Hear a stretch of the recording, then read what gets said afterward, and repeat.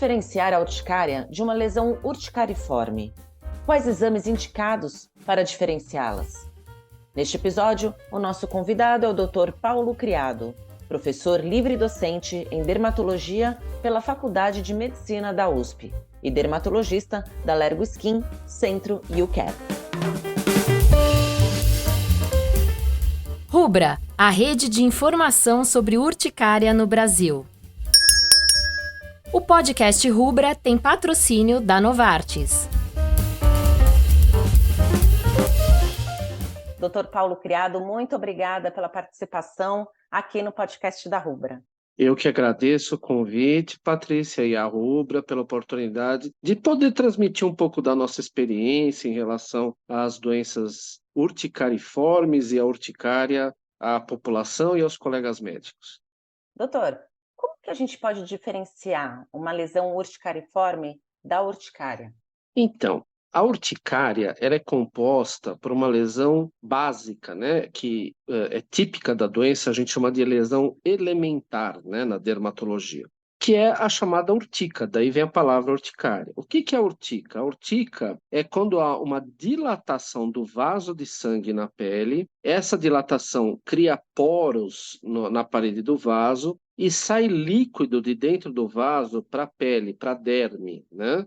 E esse líquido ele sai com várias proteínas e também saem células, glóbulos brancos, que são os linfócitos, neutrófilos, eosinófilos, que estão circulando no sangue, e através desses poros o líquido sai e acabam também saindo, de certa forma, células do sangue para a pele. Isso ocorre graças a um fenômeno de uma célula que se chama mastócito, que nós temos na pele, que por algum estímulo ela libera mediadores químicos, e o principal mediador é a chamada histamina, e é essa histamina que faz o vaso dilatar e gerar essa liberação de líquido de dentro do vaso para a pele. Quando isso ocorre, a pele empola, surge um calombo. Esse calombo ele é constituído basicamente de líquido que saiu do sangue, e dessas células também, um pouco dessas células. Essa histamina, além de dilatar os vasos, ela vai estimular as terminações nervosas da pele, causando a sensação da coceira, chamado prurido.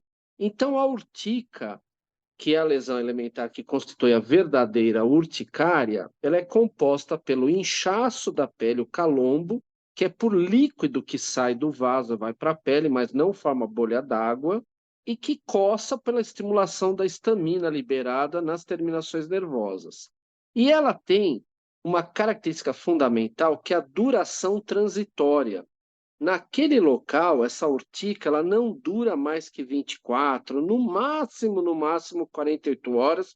Depois aquele líquido é reabsorvido pelo nosso sistema linfático, volta a cair no sangue, a pele volta ao aspecto normal e não fica nenhuma mancha, nenhuma alteração de cor, nenhuma descamação, ela fica com o aspecto normal dela naquele local. E isso é a característica da urticária, a doença chamada urticária, que é composta por essa lesão chamada urtica, transitória, que coça e quando desaparece não deixa nenhum sinal. Já as lesões urticariformes são aquelas que simulam, ou seja, imitam uma urtica, mas não são uma urtica verdadeira. Elas parecem, elas ficam vermelhas, elas ficam sobrelevadas, elas até coça, pode queimar, pode arder, só que elas ficam no mesmo local mais que 24 a 48 horas, às vezes 3, 4, 5 dias, uma semana, às vezes, e muitas delas podem ter uma leve descamação, ou pode formar pequenas bolhas de conteúdo de água, ou pode desaparecer deixando manchas acastanhadas ou até manchas purpúricas. O que é a púrpura? É quando o glóbulo vermelho, a hemácia, sai do sangue e vai para a pele. Então ela fica depositada na pele e dá esse aspecto purpúrico que a gente chama. Isto é uma lesão urticariforme, não é uma urtica verdadeira, porque ela não é transitória, ela não é composta principalmente pelo edema, né, pela saída de líquido do vaso, e o sintoma principal não é a coceira. Geralmente ela queima, arde, dói e fica mais do que essas 24 a 48 horas no mesmo lugar. Então nós temos uma série de doenças outras que se manifestam com aspecto de lesão urticariforme, mas na verdade não é uma urticária comum. Doutor, e existem exames para diferenciar esses casos? Então, primeiro é a experiência do médico em saber identificar clinicamente no exame físico do paciente, né, no exame dermatológico, a diferença entre essas lesões. Por exemplo, nós dermatologistas temos um aparelho que se chama dermatoscópio, que aumenta, ele inicialmente foi desenvolvido para a gente estudar as lesões pigmentadas da pele, tipo as pintas, né, para ver se está se transformando em algum câncer de pele. Mas hoje o dermatoscópio ele é utilizado para várias situações na dermatologia para a gente identificar algumas lesões, né? Porque ele aumenta 10 vezes, ele tem uma fonte luminosa, é como se fosse um microscópio bem rudimentar e sem grandes aumentos. Mas ele auxilia muito a nosso exame. Então, por exemplo, na urtica da urticária, quando a gente olha nesse dermatoscópio, a gente só vê os vasinhos de sangue dilatados, mostrando que tem aquela dilatação provocada pela histamina. Então a gente vê uns vasinhos bem finos, vermelhinhos assim. Já nessas lesões urticariformes, a gente pode encontrar, por exemplo, esses glóbulos vermelhos, essas hemácias que saíram e formaram a púrpura. Então a gente vê uma mancha vinhosa com o dermatoscópio e sabe que isso não é da urticária comum, isso é uma lesão urticariforme. Então o primeiro passo é esse exame. E o que comprova exatamente uma doença urticariforme, na maioria das vezes, é a biópsia de pele. Então a gente examina com o dermatoscópio uma área em que a gente vê que algo está anormal, né, para uma urticária comum, a gente marca aquele local com uma caneta e faz a biópsia exatamente naquela região. Isso aumenta a probabilidade da biópsia nos dar achados microscópicos no exame, né, no exame anatomopatológico, que cheguem a sugerir um diagnóstico. Doutor, a lesão urticariforme ela pode evoluir para uma urticária crônica espontânea ou uma outra condição dermatológica? Olha, isso é extremamente raro. A maioria das urticárias, a urticária ela é classificada em aguda, quando ela tem menos de 6 semanas de evolução, e crônica, quando ela já tem mais de 6 semanas. Urticária é um evento muito comum na vida das pessoas. Para você ter ideia, pelo menos 1/5 da população geral, um dia vai ter urticária aguda. Então, hoje, o Brasil, um país de 210 milhões de habitantes, nós vamos ter seguramente, pelo menos aí, 41 milhões de pessoas que um dia na vida vão ter uma urticária aguda que dura menos de 6 semanas. Mas a prevalência, quer dizer, o número de casos ano, né, que normalmente ocorrem, acumulados de urticária crônica, é só 1% da população. Então é bem menos gente, mas hoje no Brasil, provavelmente existem pouco mais de 2 milhões de pessoas sofrendo de urticária crônica, que é um número significativo de pessoas. E, como você perguntou, a maioria dos casos, eles evoluem com urticas características, né, que tem essa evolução fugaz de 24 a 48 horas. 50% dura em torno de um ano, e aí tem porcentagens que chegam lá, 10% dos casos podendo durar 20 anos, se não tratados especialmente adequadamente. E a maioria não se transforma em nenhuma outra doença, mas nós temos casos raros, mas existem, de pacientes que começam como uma urticária crônica espontânea, depois de meses ou anos se torna, por exemplo, uma urticária vasculite, que já não é mais uma urticária crônica espontânea. É uma doença com lesões urticariformes e que, na verdade, é uma inflamação dos vasos de sangue da pele, isso que é uma vasculite, e que se manifesta com aspecto urticado, então urticariforme. Já a urticária vasculite, ela tem subdivisões. Felizmente, 80% dos casos são doenças também limitadas, que às vezes até o tratamento com antihistamínico, antialérgico, né? Sem mesmo corticoide, é capaz de tratar junto com algumas medicações que a gente chama de adjuvantes, que auxiliam o tratamento. Mas tem formas de urticária vasculite que, com o tempo, podem evoluir, por exemplo, para uma doença autoimune do tecido conjuntivo. Então, artrite reumatoide, doença de síndrome de Sjögren, lúpus eritematoso. Mas isso é uma pequena fração dos casos de urticária crônica que podem, ao longo dos meses ou anos, seguir esse curso. Então, isso é uma excepcionalidade, mas o profissional habilitado, o especialista, ele vai fidelizando o paciente, confiando no médico, fidelizando o paciente, ele vai seguir esse filme tratando o doente e, caso isso ocorra, ele identifica e já altera o tratamento, porque em determinadas circunstâncias também o tratamento tem que ser alterado para outros tipos de medicamentos. Por isso que é importante o acompanhamento desses pacientes de forma periódica. Por exemplo, eu faço telemedicina, mas a telemedicina ela tem muitas limitações. Uma limitação é o exame físico do paciente. A gente precisa examinar a pele, fazer essa dermatoscopia. A gente precisa palpar os gânglios da pessoa, ver se ela não tem íngua, precisa ver o fígado, o baço. E a telemedicina ela não permite isso. Então a gente tem que, ao mínimo, ter uma consulta presencial e, em alguns momentos, pode-se fazer um segmento pela telemedicina, mas depois tem que se voltar periodicamente ao médico para que o exame médico físico seja executado. Isso é fundamental para qualquer especialidade, inclusive a dermatologia. E Fundamental até para o nas diagnóstico, urticárias. né, doutora? É fundamental para o Exatamente, diagnóstico, né, preciso, né? exatamente. E dentro dessas lesões urticariformes, nós temos uma amplitude de doenças distintas que podem se manifestar assim. Quais são elas, doutora?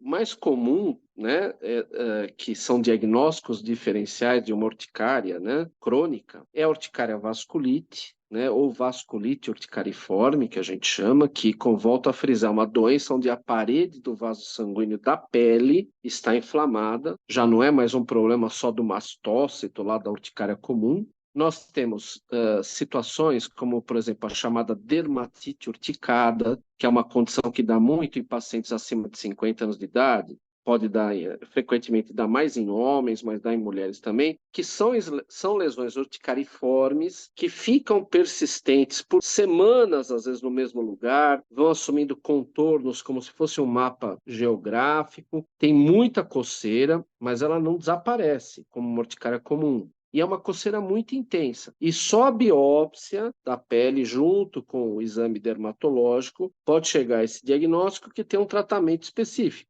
Uma outra forma, por exemplo, de doença que é uma doença autoimune, onde a gente produz anticorpos contra proteínas da pele, é o pemphigoide bolhoso. Pemphigoide bolhoso, a maioria das formas surge em pacientes a partir da quinta, sexta década de vida e surge com a forma de bolhas, por isso que ele chama bolhoso, com conteúdo líquido, né? Elas estouram e ficam uma pele ferida. Mas existem variantes que tudo que a gente fala, a biologia, ela não é ciência exata.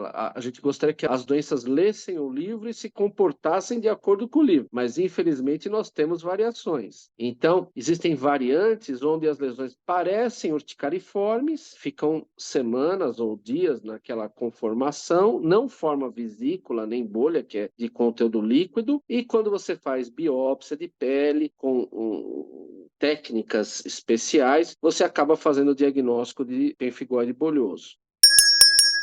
E existem outras variantes, né? Então, por exemplo, tem doenças mais raras, são doenças que a gente chama autoinflamatórias, não seriam autoimunes, né? Como é a urticária vasculite, como é o pemphigoide bolhoso. Então, tem doenças autoinflamatórias que são mais raras, são determinadas geneticamente por vários genes, por isso é chamado poligênicas. Por exemplo, uma delas é a síndrome de Schnitzler, esse nome feio, né? A síndrome de Schnitzler, ela pode se manifestar como uma urticária que não desaparece, uma lesão urticariforme, que não desaparece em 24 a 48 horas. A coceira, às vezes, é mínima, às vezes tem uma sensação de ardor local, às vezes nem tem sintoma nenhum. E quando você vai ver, o paciente tem várias alterações sistêmicas. Ele pode ter gânglio palpável, aumentado, né? Os linfonodos, ele pode ter aumento do fígado, do baço. E na biópsia, por exemplo, existem muitos neutrófilos, que é um tipo de célula do sangue, glóbulo branco, que vai se ter afinidade pelo que a gente chama de apêndices epidérmicos. Então, folículo piloso, a célula vai lá e entra no folículo piloso, nas glândulas sudoríparas, que a gente chama de glândula écrina, né? Então, é um fenômeno microscópico, né, na histopatologia ou na biópsia anatomopatológico, que a gente chama de tropismo, quer dizer, afinidade por epitélio. Então, é o epitéliotropismo de neutrófilos.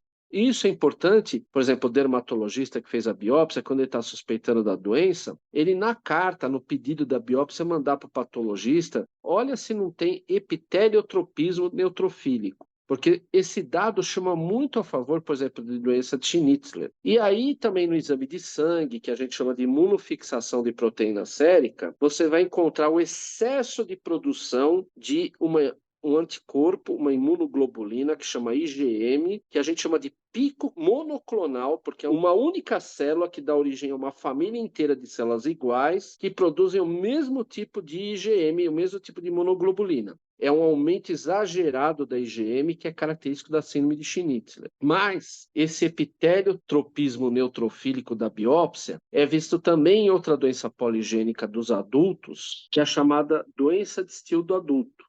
A doença de Still do adulto, que muitos reumatologistas atendem, porque é uma doença sistêmica, ela pode cursar com lesões urticariformes, que pioram no final da tarde, se acentuam no final da tarde, que tem um tom rosado. O paciente tem episódios de febre de origem determinada, acima de 38 graus. Pode ter crises de dor de garganta, mas quando vai ver não tem infecção. Parece uma infecção, só que não tem bactéria, não tem vírus, porque é uma autoinflamação do organismo. Pode aumentar com o tempo o fígado, pode aumentar o tamanho do baço. A ferritina, que é uma proteína produzida no fígado, ela tem os níveis cada vez maiores. Então, tem pacientes que têm doença de Still do adulto que tem 1.000, 2.000 de ferritina, e o normal é até 100, por exemplo. Então, quando você faz a biópsia, tem esse epitélio tropismo neutrofílico aí, nas glândulas sudoríparas, no folículo piloso da pele, tem neutrófilo, e associado às outras coisas, a gente vai chegando nesse diagnóstico. E também existe esse mesmo epitélio tropismo neutrofílico em doenças genéticas autoinflamatórias que surgem na infância, chamadas monogênicas. Por quê?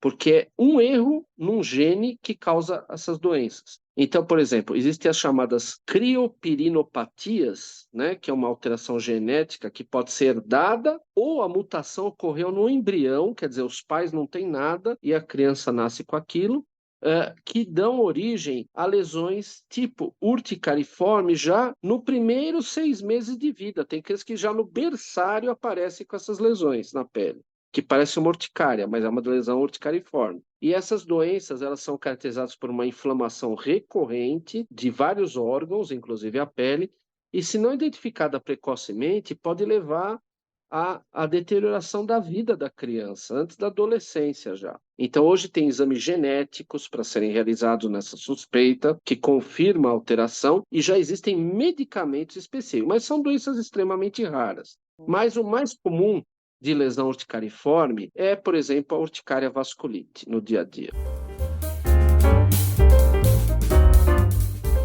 Dentro do grupo das induzidas, nós temos várias, né? Nós temos as causadas pelo frio, causadas pelo calor, causadas pela pressão, o dermografismo, a urticária colinérgica, a urticária aquagênica, a urticária solar. Então, são estímulos externos, geralmente físicos, que acabam causando, induzindo a formação da urtica, sem os quais presentes ela não ocorre.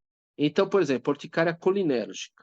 Ela é muito comum quando o indivíduo tem uma febre, porque o organismo interpreta como se estivesse tendo algo realmente que precisa ter uma reação, ele acaba ativando os mastócitos, libera histamina, e aí surgem várias urticas pequenas. Essas geralmente são pequenas, têm no máximo meio centímetro de tamanho, às vezes 2, 3 milímetros, múltiplas, e que duram 20, 30 minutos e desaparecem, mas a coceira é terrível. E são múltiplas urticas, assim, sobrelevadas na pele em várias áreas. Então a pessoa faz uma academia, ou toma um banho quente, ou ela, quando ela aquece o corpo por alguma atividade física ou outra, aparece a urticária colinérgica. Existe, por exemplo, urticária ao frio. Então, o indivíduo só tem urticária, ele está no carro, está calor, ele liga o ar-condicionado gelado, começa a pipocar a mão, o rosto, que são as áreas expostas ao ar frio do ar-condicionado, e depois pode espalhar para o resto do corpo. Ou quando ele pega um objeto gelado, isso aparece também, entra em contato com a pele dele.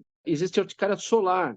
Existe o empolamento da pele, né? A urtica se forma só quando se expõe ao sol. Então, são estímulos variados e que dão formas, às vezes, variadas para a urticária. Por exemplo, a urticária de pressão tardia, que é aquela urticária que aparece, você carrega uma sacola aqui no ombro, depois de 1 ou 2 horas surge o calombo naquele local e até parece que o calombo segue o desenho da alça da sacola. Ou então, você tem urticária de pressão tardia, você põe um calçado, está meio pouco justo, depois o pé incha, e incha justamente na região onde estava o calçado. Então, são características especiais. O dermografismo. sintomático, né, que a gente chama. Geralmente a pessoa tem a sensação de coceira, tem um ato motor involuntário que é incontrolável, ela se coça, e aí onde ela passou as unhas, surge o vergão saliente vermelho, que é o dermografismo. Então, é uma lesão linear, geralmente, com o formato das unhas da pessoa, dos dedos, ou com o objeto que ela se coça. Então, são formas especiais, mas sempre induzidas, geralmente, por um fator externo, em geral. Doutor, o senhor gostaria de deixar alguma mensagem ao especialista que está escutando esse episódio agora do podcast da Rubra?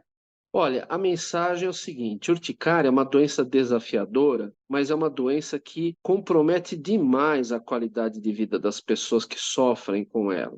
E hoje nós médicos temos medicamentos nas doses corretas, desde que usado nas doses corretas, pelo tempo correto, que pode trazer uma vida normal para essas pessoas com urticária. E mesmo as doenças urticariformes, que eu falei de vários diagnósticos diferenciais, elas têm que ser suspeitadas, mesmo nas urticárias, que aparentemente são urticárias, mas que elas não respondem ao tratamento da forma que deveriam responder, com medicamentos indicados, padrão, nos consensos internacionais, nos livros e nos artigos científicos. A gente tem que lembrar aquilo que eu falei um pouco antes. Seria muito bom que as doenças lessem os livros e se comportassem exatamente daquela forma. Mas, infelizmente, nós tratamos de seres humanos que são seres biológicos.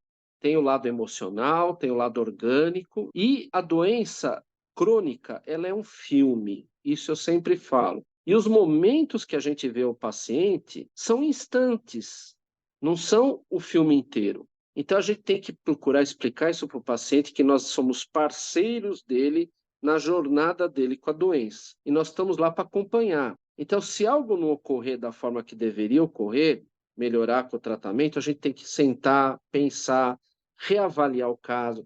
Se for necessário fazer uma biópsia, se for necessário fazer exames complementares, porque eventualmente pode ser que ele caiu numa situação em que inicialmente parecia uma urticária crônica espontânea e a doença depois abre-se de outra forma. Isso é raro, volto a salientar, mas existe. Então, a velha consulta médica, a empatia entre o médico e o paciente, tendo empatia com o médico também, entendendo as limitações da medicina, entendendo que nós somos parceiros para acompanharmos esse doente na sua jornada e repensar a cada passo que algo não ocorre da forma esperada, se a gente deve tomar uma conduta diferente, com exames, biópsia, alguma coisa, isso se faz necessário porque nós tratamos de biologia, que pode ter sua variabilidade e com certeza, a gente abrindo o leque da nossa mente a tudo que pode sair daquele quadrado da normalidade, não existe uma receita, né, na medicina, a gente vai